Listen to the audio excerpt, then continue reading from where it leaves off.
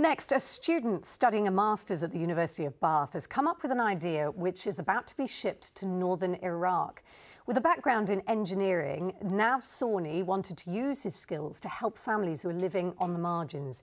He's created a manual drive washing machine inspired by the stories of families in refugee camps struggling to hand wash clothes. And he joins us now with his very contraption as well. Nav, thank you very much for coming in.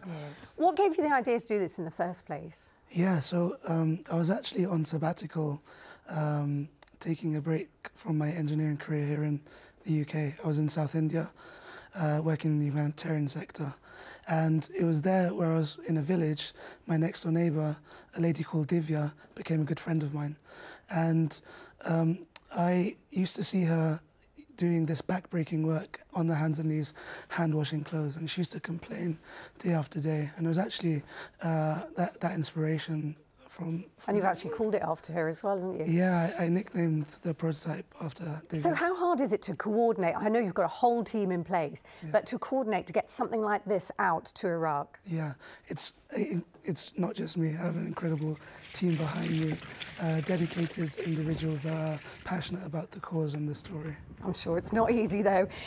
So you can buy non-electric washing machines. How does yours differ and why is it so perfect for the environments it's going into? Such a good question. So the manual washing machine sector is not unusual.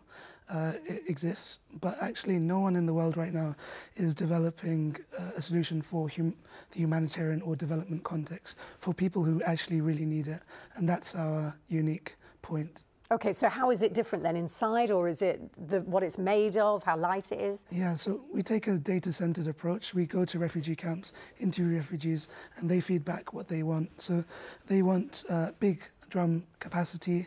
I mean, the average size of family in a refugee camp in northern Iraq is 9, and half of that's under the age of 5. Wow. So lots of washing. Yeah, you've been to Kurdish Iraq, haven't you, to get feedback. Yeah.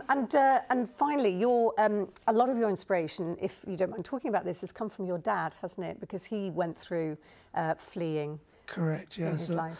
Over 70 years ago, him and his family fled during the partition of India, and they became refugees overnight. And I think for refugees in particular, it's a very temporary phase in their life, and we as individuals should help them along their way.